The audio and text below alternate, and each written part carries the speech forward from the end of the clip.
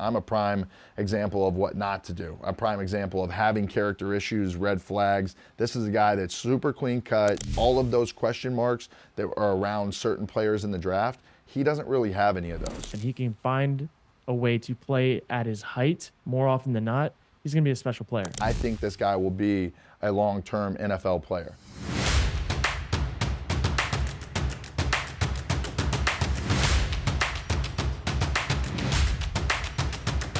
I'm Johnny Manziel at the Action Network Studios, joined by my boy Kurt Benkert, and this is Franchise Mode, QB Edition. We're breaking down the 2024 NFL Draft class of quarterbacks. Let's talk Drake Maye and get into the North Carolina star. 6'4", 223, the guy has all the size that everybody wants to see in an NFL quarterback. A 2-year starter at North Carolina, had really, really good stats in 2022, regressed a little bit in 2023. But for the most part, you know, everybody's clamoring that this guy's the most NFL-ready QB in the draft. What are your thoughts on that? Yeah, I disagree with that one for this cycle. The more that I dive in, the more I watch film, it's not that he can't do it. I think if you take the product that you saw on film last year for him and plop it into an NFL situation in week 1 without any improvement, I don't think he's going to find immediate success, especially being drafted high to a team that doesn't have the weapons around him. I think for him and longevity of a career, like, look, you and I both know if you're playing quarterback in the NFL, your goal is not to make as much as possible in 2 years and be done. You want to have a 10 to 15-year career where you want to be the guy, you want to create legacy. And I look at him and I watch what I saw in college, and I see if he doesn't go to the right spot, it could be like a Paxton, Lynch, like one of those guys that's really big frame, big arm, but just doesn't shake out. And that's not like a condemnation on who he is. I think he can do it.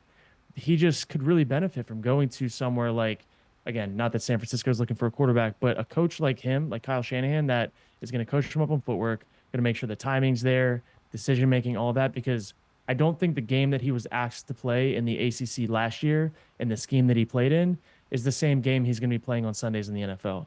And I think it would be a disservice to all the talent that he has innately with him to not be in a situation that I think he can thrive in. So, but I also think he could have one of the higher ceilings if he can get this like foundation set up. But it takes time. It takes the right situation. Like, you went to Cleveland in a weird situation when you came out, right? Had you gone somewhere else that was more prepped and better for taking you on, grooming you in a different way, like, your career could have shaken out differently. And I think that goes with a lot of guys. You look at Bryce Young last year, and Bryce Young went to the worst football team in the NFL with the worst staff, probably the worst owner.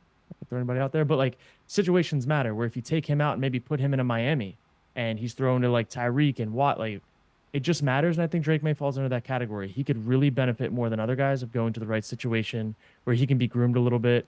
And I think if he could get a Patrick Mahomes year where you're learning under an Alex Smith, he could be a big asset. So that's kind of my full synopsis of what I think Drake Maye has right now. Yeah, I mean, I agree with a lot of you on that. I mean, for me, obviously, fit and in the NFL is exactly what it all comes down to, especially for certain guys taken early in the draft. You know, I sit here today as more of just an analyzer of the game than I do a critique of, you know, a certain person's play or whatever it is. However, I look back for me and knowing during this process how I felt on, you know, early April, getting ready to go into a draft and not really knowing exactly where things were going to shake out for me. But as I look at his numbers here, like, the guy's played, you know, 26 games in the last 2 years. That's a lot of ball. It's what you look for in a guy who's played college football. That's enough starts to really know what this guy is and what he's going to be moving forward. You look in 2022, 4,300 yards, 38 touchdowns, 7 picks. That's an unbelievable season when you add in 700 rushing yards and 7 TDs. Yep.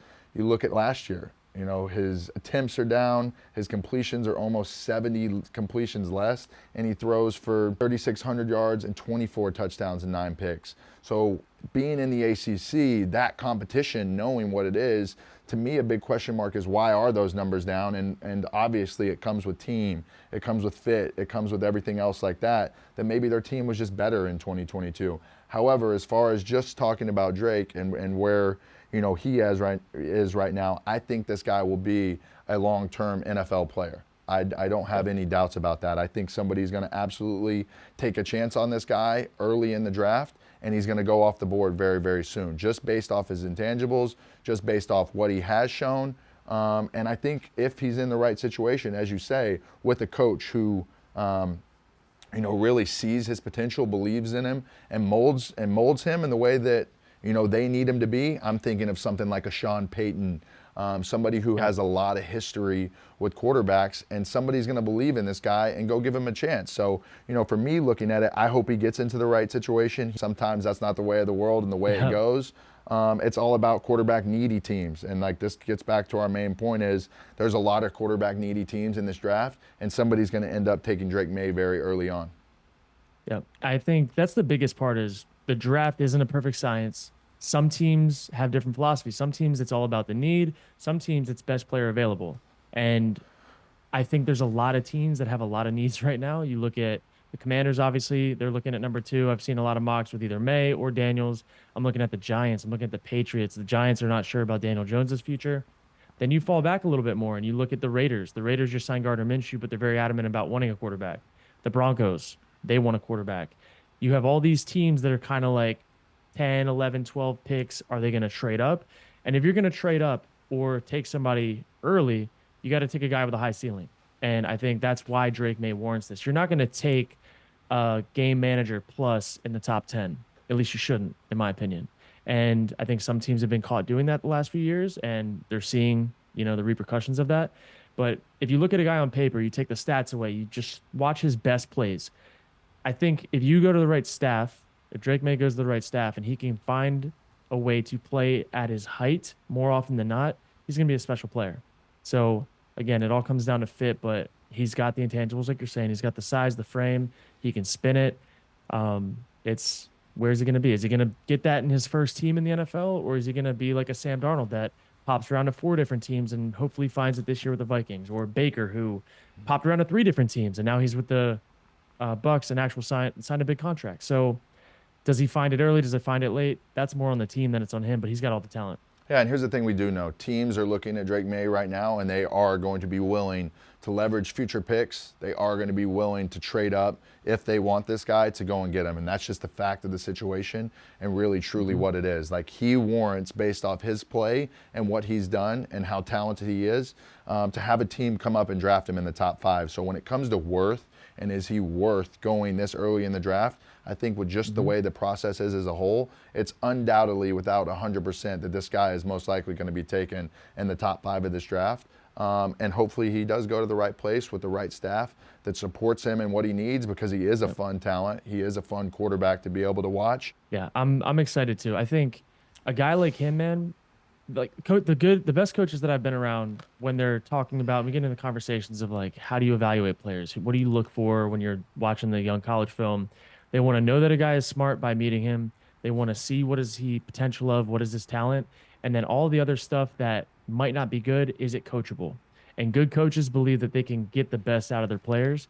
And this is a guy that, again, we keep saying it, if he goes to a team with a good coach that's willing to invest the extra hours that it takes, he can be successful early. Yeah, and I mean, look at this from my perspective as well, right? Going into the draft, having my first year in Cleveland shake out the way it did, opportunity to get drafted in the first round, get to a team and kind of work my way into a situation. I'm a prime example of what not to do. A prime example of having character issues, red flags, things in my past that probably slid me down the draft board a little bit. This is a guy that's super clean cut, studies hard from what you hear, works hard in the classroom, works hard on the football side of things. So all of those question marks that are around certain players in the draft, he doesn't really have any of those. So it really comes down to what you're saying, which is, is he coachable enough to get his feet under him a little bit more, to make and use the utmost of his ability when it comes to arm talent and lower body, which we know, takes into these big throws into the NFL, right? It is no longer throw an 18-yard comeback or anything on the outside of the numbers off your back foot anymore, escaping pressure. If you make these decisions in the NFL, you stick, you pick, you go through what your reads are, and you hum the rock. And it's what you have to do to get these balls where they need to be, outside of coverage, outside of these defenders.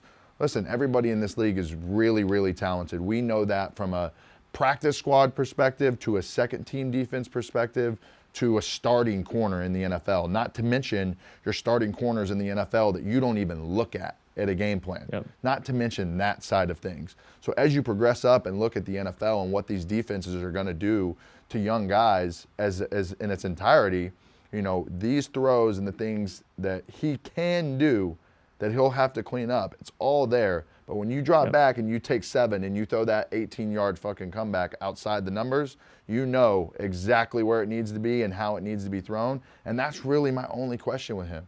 Can he make those big throws that he's made when it comes down to it in the crunch time? Because I don't know if we saw enough of that at North Carolina. Yeah, I couldn't agree more. Crunch time, Drake Maye, we need to find out who he is because he wasn't really in that position too often. And you look at guys like J.J. McCarthy who don't have the same volume of throws, don't have this and that. Where he shined, where J.J. shined was third down conversion. He was off the charts. Red zone football off the charts. So some of the things that we know that coaches care about the most, that GMs care about the most, besides the intangibles, besides the skill, we don't have the answer to those yet, but we'll find out soon. All right, I think that pretty much sums up our Drake Maye coverage for Franchise Mode QB Edition. Thanks, Kurt. Appreciate you as always. I think we're in agreement on a lot of terms and points throughout there. Don't forget to like and comment on this video. Make sure to subscribe to the Action Network YouTube channel and check out Kurt Ben Kurt on YouTube as well. Appreciate all the support.